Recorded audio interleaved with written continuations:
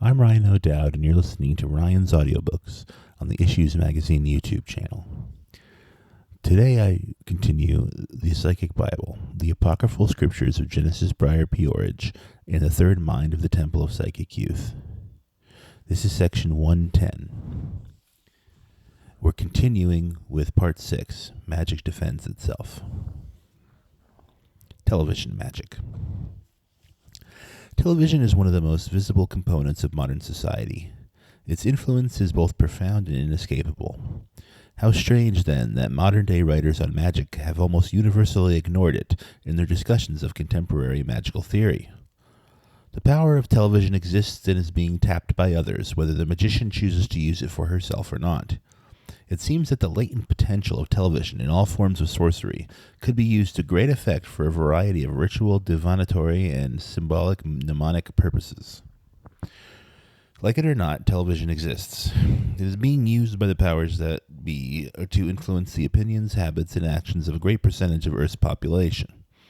The truly modern magician-shaman ignores this force at her own peril. This text is based on writings sent to the Temple of Psychic Youth over a year and a half.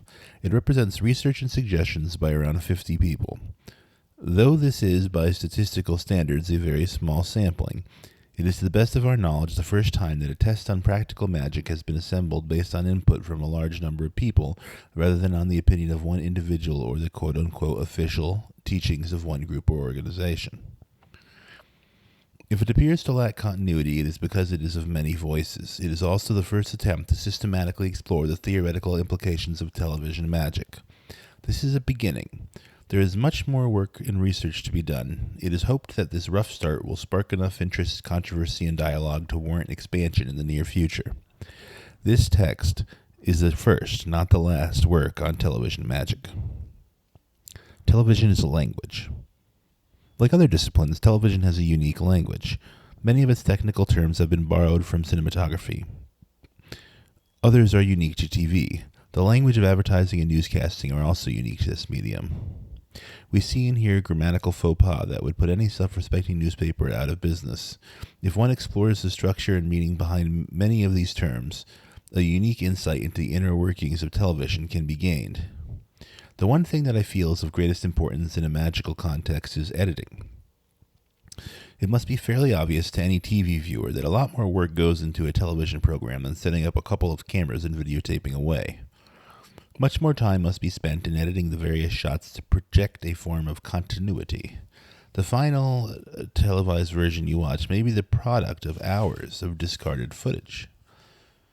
Thus, the editor actually has more real control over the version than any person involved in the production. Editing is a form of bias.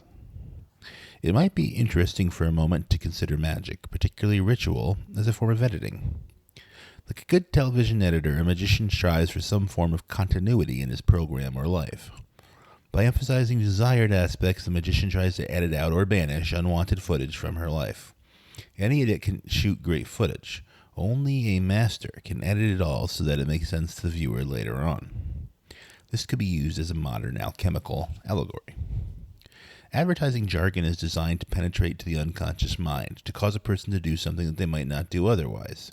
So this language might be appropriated by a magician to use as a mantra, or maybe she could actually shoot an advertisement for a specific desire. She could videotape objects and or people that symbolize this desire to her, edited with footage of her achieving said desire. Then she could do a voiceover of some type of slogan similar to those heard on TV ads.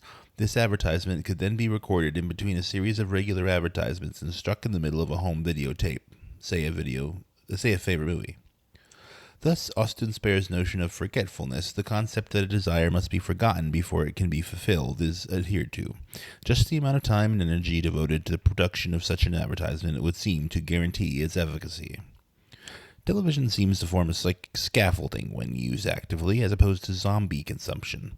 Its technology emphasizes components, and the psychic structures it produces have a systematic feel that reflect this emphasis. Editor's note. There are 2 columns of words here. I'm going to read the first column and then the second column. They're not organized like paragraphs. I just wanted to let you know that. Continuing. Multi-channels, commercials, electronic components, blackout, station identification, test pattern edits, and now the second column, computer graphics, pixels, mixing, model variation, scanning, tracking, VCR, DVD, etc. Editor's note, we're continuing on into paragraph form. What is the intelligence of these configurations telling us? Remember that quantum mechanics with its formula of indeterminacy is crucial to the technology of television. To take part in the TV experience as defined by normal network standard, one must accept a passive role, excluded from the life and breath of these so-called events. This produces the strange alienation of the voyeur.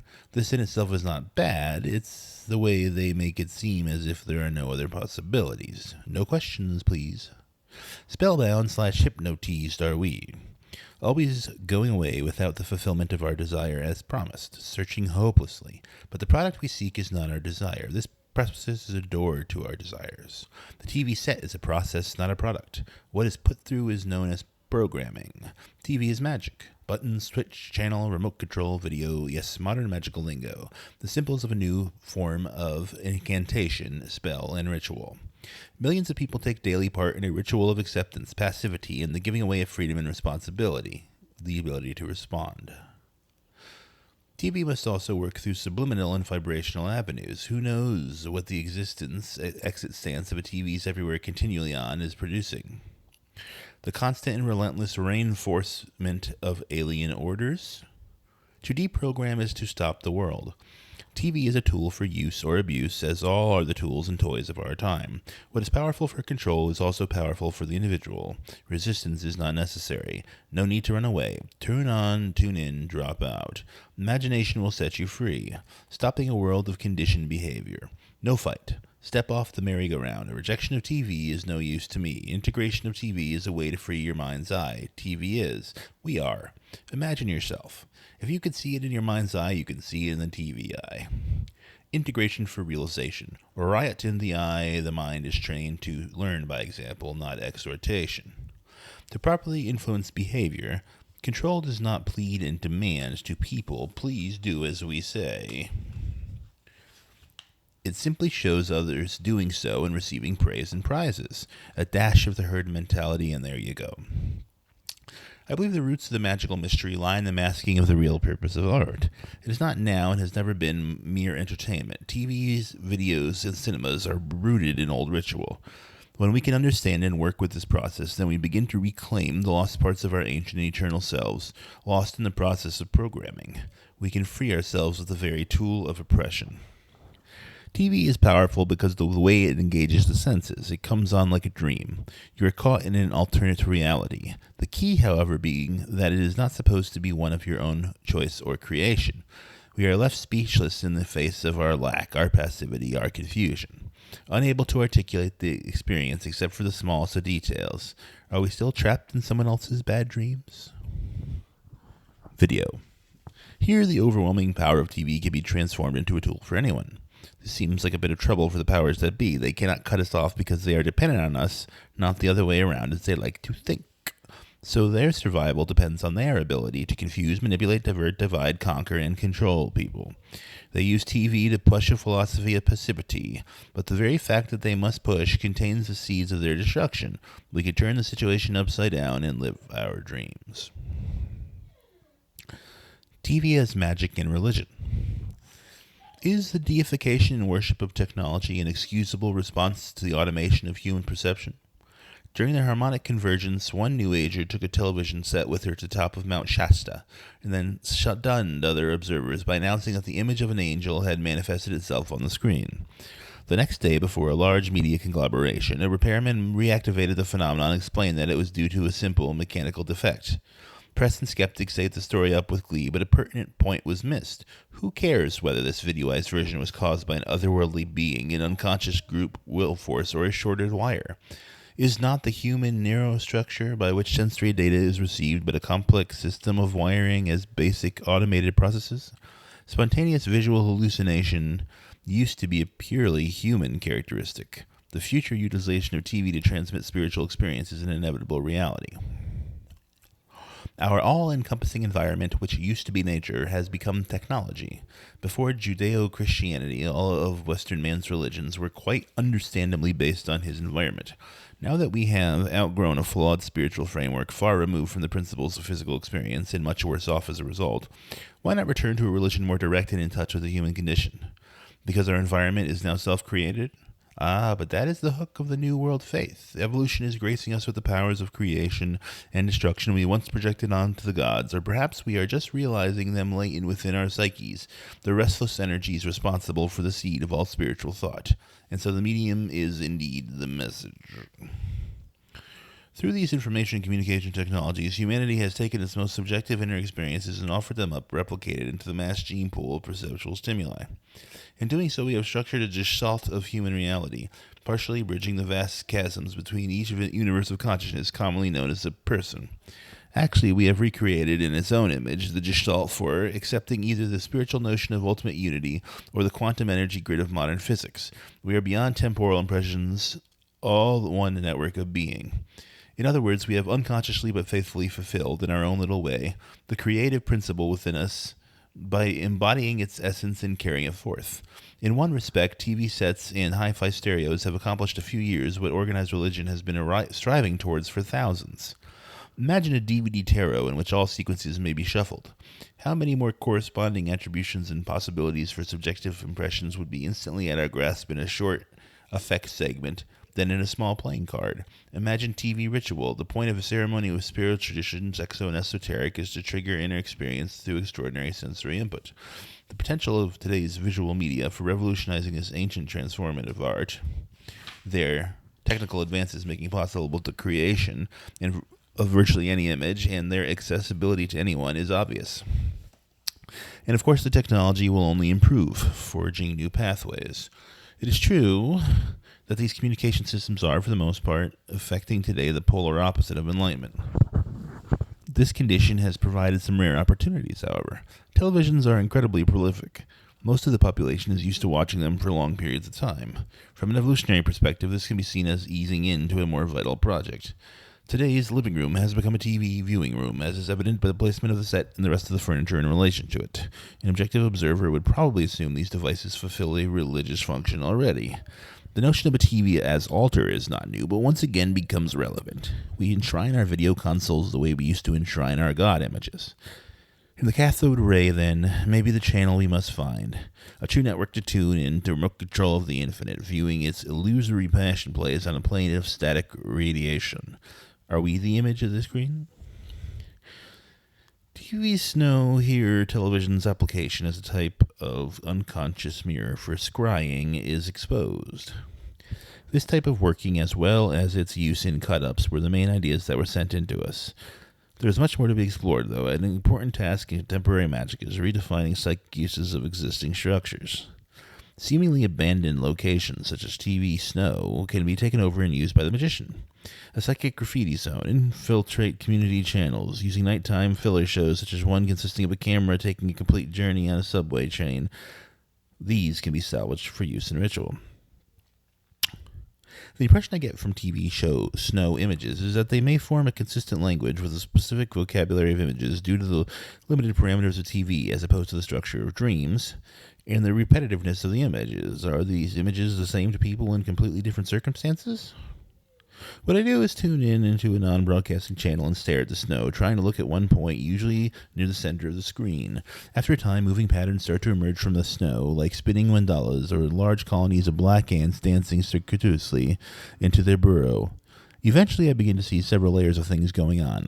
Behind this, I can focus on any one layer, but not for long, as there is so much info. It's rather like watching 5 or 6 films projected on top of the other, in layers, and trying to pick out one film. I can see the topographical landscapes going by very quickly, as if flying over a continent. Deserts and spare vegetation seem to be prevalent, also scenes from everyday life, houses, peoples, cars, etc. Groups of people dancing and twirling, columns of marching men. It's an awful lot like the Dream Machine with my eyes open. To stop all the images, all I have to do is refocus my eyes on some other part of the room. The TV snow hallucinations seem very connected to the current regular programming. Many of the images and moods seem like the original templates of the programming. Turn on a TV to a non-transmitting channel. Adjust the contrast, color, and tint to a desired setting. Then add a strobe light. The strobe helps to speed up the process and makes everything a bit weirder. Also, that warped warbling sound the stations transmit before going over to static can help bend your mind, especially if you turn it on full blast and let go. Ambient television. If television has a unique ability to penetrate our unconscious, how can the individualist regain control over it? One possible solution is to render it trivial. Things are most easily trivialized through such frequent repetition that they become commonplace. A television left on long enough becomes furniture, not entertainment. Stacks of TVs all tuned to a different channel make it impossible to concentrate on a single linear program. One finds that one's eyes roam from set to set, and this with as few as 3 sets. I took one black and white TV set, contrast, vertical hold, horizontal hold, permutated. Image tripled. The constant flickering image, constantly changing. The magic moments when captured can be visually stimulating. When stared into, colors appear. Hues of blue, green, yellow, and red. In the dark, back to the set, the flickering light produces rapid strobe-like shadows. My set is placed in one corner of the bedroom. It has been running continuously for over 2 years, never shut off. Tune the vertical, horizontal hold and contrast so that it appears that only 1/3 of the image is visible. Actually, the whole image is there, tripled, each overlapping. With eyes open, the picture can be amusing and amazing. My set is tuned to the local religious channel. Not to be sacrilegious, that's too easy. But that's where the most interesting pictures are. Scriptures typed on the screen to permutate. The Christian cross tripled becomes psychic. I applied the dream machine method, eyes closed, the connection being flicker. My first attempts were fruitless. Then one day I could see. A strange sense of depth was noticed, as if I was viewing from the back of my head out to my eyelids. The whirling picture seemed to engulf my head. The only colors noticed were gray and blue. This doesn't work all the time. It seems the harder I try, the less I see. Utilize the brightness control too. Some side effects. My eyelids twitched a lot at first, cathode ray interference, and a slight headache. Television cut-ups. Camouflage. Cut-up produced by channel surfing. The images appear to be following your train of thought, as if trying to keep up with you by feeding back symbols appropriate to your present thought. Using association blocks to create a bridge between your thoughts and the flow of imagery. TV watching often becomes emotionally intense during this procedure. Also, putting only the soundtrack of TV without the visuals through a stereo can provide valuable insights into control. Flow. Is the image more real than we? Cut it up, let's see. We are starting to tape specific commercials and parts of programs which could be physically stimulating one way or another. Get several screens and put on each the most weirded out images you can find, or get on video or DVD and zone out on all the stimuli. The weirder the better. The addition of music equally as bizarre can only add to the experience. Televisions and video are ideally suited for the cut-up method, incorporating as they do both the milieu of sound and visuals. It is interesting to interchange the audio and visual portions of 2 or more different programs and watch the conflicting images you are then exposed to. Which sense do you assign more validity to? Cut-ups of video can be of great use in ritual too. If something is desired, you can record various images of it from television. When you have captured enough raw images, proceed to cut them up, splicing the images together randomly, either with the original soundtracks, random soundtracks from raw footage, or with a special soundtrack of your own device. This could also be randomly cut in with footage of yourself attaining your desire, either symbolically or working towards your goal. I find it very important in video sigils to have images of myself included in the footage. This serves to personalize the video, to make the power and lament in video away from the big corporations and consecrate it to me. By flicking the channels around, one often gets an impression of synchronicity, that the audio signals one receives are, in some sense, interrelated with one's actions and or feelings in real time. This feeling is further heightened when multiple televisions are used, with the television putting out the audio blacked out and a TV tuned to another station being viewed. Most people utilize their televisions in a very rigid linear way. They tune in one specific channel and watch passively, but if one begins to view the TV as a mirror, useful both for scrying, astral, and divinatory fortune-telling purposes, one will find that much of the bad vibe associated with television has dissipated. They can even be turned around to become a potent shamanic ally. Cut-up TV is decontrolled TV. is big businesses castrated of its control patterns, the patterns through which we as viewers, consumers, are manipulated. Through the breakup of these patterns, we are able to free the airwaves of their inherent objectivity and reclaim them as subjective reflections of our own thoughts. One of the biggest complaints about current television is that it allows for no participation by the viewer. It is soporific in that it allows for no challenges or ambiguities to a watcher. Even complex issues such as the Middle East are reduced to 1.5-minute stories.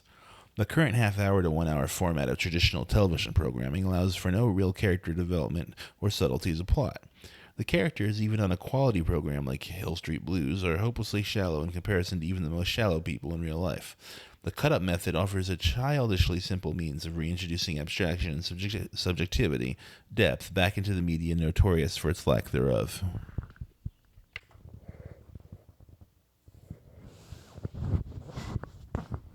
TV ritual, sets and scripts.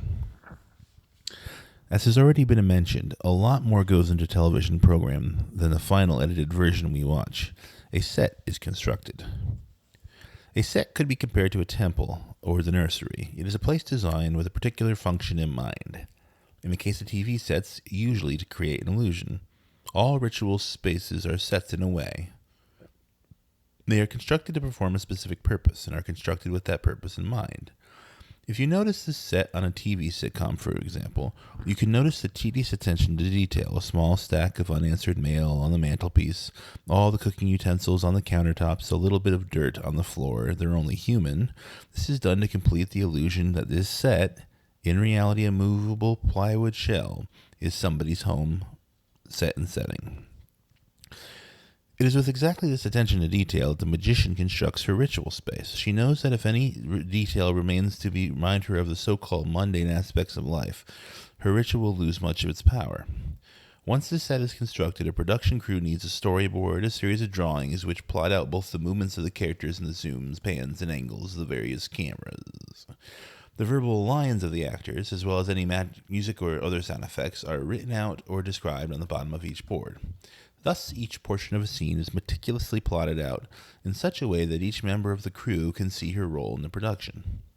Anyone who has ever read magical instructions for a ritual, such as a Gnostic Mass, will recognize a grimoire is essentially a storyboard. However, a storyboard is much more effective as a mnemonic device, as it describes the plot not only verbally but also visually. Each sequence is described in terms of the actors, the observers, or cameras, and the accompanying sounds or speech. It can be extremely useful to plot out a ritual in a storyboard format. First, it allows no room for ambiguity as to who is to do what when. It also allows the magician to see her ritual from the perspective of a camera, a bird's eye view, if you will, or of exactly what will be happening. It allows far, far greater considerations into the aesthetical aspects of the production, placing a greater emphasis on symmetry and staging. A good ritual is similar to a good TV program. It causes a suspension of disbelief vital to creating change. It must create an illusion to make something possible that without good staging would not be plausible. Say you want to make money. Create a set that looks like a bank vault or a giant $100 bill. Videotape a gorgeous man rolling around in a pile of play money. Need not be real, only green if you are from the U.S. The magician can make this man, rather than the money, an object of her desire. The money is already subliminally associated with the man through the video shot. A brief narration can be voiced over or an evocative song. You could even invent some sort of dialogue. Perhaps the man could be lustfully moaning the magician's name and desire for her. A technique I have worked with is to use the presence of a camera to prolong the agony, as it were, of a sexual working. As you excite each part of a partner's body, take a break to videotape that particular spot, both before and during stimulation. You'll be amazed at how sensuous it is to caress your lover with the camera's eye. You can zoom in on your favorite features at will, pause to excite a part, and videotape the result. The body can become a vast, mysterious landscape, and the act of lust become a Hollywood feature. They can also be used later as an excellent link to either mentally recreate that moment or draw the lover closer again.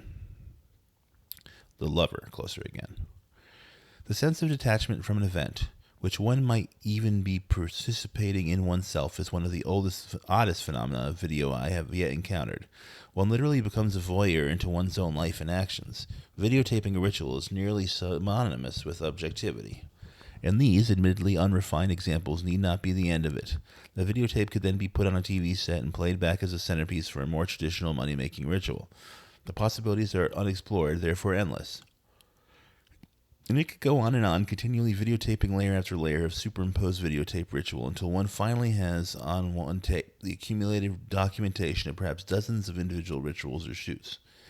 This process is analogous to the old alchemical principle of solve et coagula, of constantly sublimating, note the similarity to subliminal, a major factor in unconscious recall, originally base matter into gold. Indeed, given the power that TV seems to exert over people and their lives, the old alchemical maxim as above, so below takes on a whole new meaning. She who rules the airwaves rules the minds of men. The language of advertising. As mentioned earlier, television is a language of its own. The real content of television is not in the programs. They are merely bait to get us to watch the ubiquitous advertisements. It almost seems as though TV programs are deliberately made as dull and unchallenging as possible to lull us into a sort of hypnotic trance so that we are thus rendered more susceptible to the commercials. Commercials have their own unique language too, and an amazing amount of research has been done into what sorts of advertising strategies are most likely to persuade us. It might be useful to take a look at some of the factors in advertising that have been found to influence consumers. Editor's note, there's another column, another list of words. Information content, brand product identification, setting, visual and auditory devices, promises/appeals/propositions, tone/atmosphere, comparisons, music and dancing, structure and format, characters, timing and counting measures, for example, length or number of times the brand name is shown or mentioned. Editor's note, paragraphs continue. Many of these methods are very reminiscent of old ceremonial magic rituals. For an excellent cross-reference too lengthy to get into here, see Magic and Theory and Practice by Aleister Crowley, Chapter 2. The main thrust of my argument is that advertisement jargon is a magical language. It can be used to affect or program the unconscious mind. Advertisements are constructed in exactly the same way as rituals are, using mnemonic devices very similar to the Kabbalah. I do not consider this to be a theory, I take it to be a fact. If you have any doubts about this basic assumption, go to your library and read through some books in telemarketing techniques. Start watching advertisements. Pay close attention to the logic of them. You will begin to notice that hardly any of them really make any logical sense. A typical example, everyone knows that oxytocin fights cavities. Crust toothpaste has oxytocin, so it has the power to keep cavities away. Now, it has not actually been stated that oxytocin does in fact fight cavities. You are led to think you are stupid for not knowing this. It is also not stated how much oxytocin it takes to fight cavities, nor is the extent of this cavity fighting ever defined. So we are left with a total non sequitur. What at first appearance is a very informative advertisement turns out on closer examination to say absolutely nothing. It is a conjurer's trick, a sleight of hand maneuver.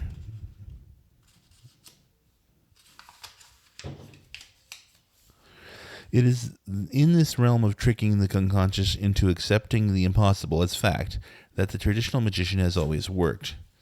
And although Madison Avenue may have updated the language and hardware, the essential technique, philosophy, and approach would be very familiar to any magician of the past. A contemporary magician, if she has had any desire to be in anything other than name alone, would do well to learn how to apply these updated methods of unconscious persuasion to her ritual methods.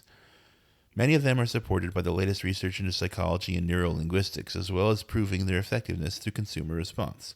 A lot of money goes into marketing research. Somebody must be getting results from this form of magic. Video fragments. Get or rent a video camera, one that has a negative reversal switch on it so that you can make the picture negative. Point the camera at the TV screen while monitoring. You will discover an astral tunnel in black and white. Now turn the camera ever so slightly and observe.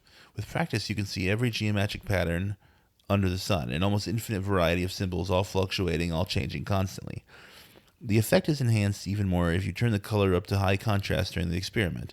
By various spinning methods, i.e. rotating your camera as if the lens were a pivot, and very slight adjustments of the zoom lens, you will have hours and hours of mesmerizing fun and trance. Video feedback has another application. Take a small picture, no bigger than 10% of your total screen area, and stick it onto your TV. In this manner, you can immediately add visual images to the splendorous kaleidoscope of colors, and these images will feed back infinitely. You have to see this effect to believe it. Why it has never been used in promotional videos, especially in the 60s, I will never know. This technique sounds as if it would lend itself perfectly to the sigil process, a symbol of desire being placed on the screen and multiplied by video feedback, a hypnotic aid to concentration. Also, favorite patterns and configurations could easily be videotaped and saved for documentation as well as future rituals. Conclusion. Television magic is certainly an area of the occult deserving more attention and research. Hopefully this modest beginning will be enlarged upon through experiments and communication inspired by the first effort. Reading through this text, it is obvious that we have not even properly scratched the surface. Coyote 3, Tom Hallowell, Denver, TOPYNA, 1989, and there's a section break.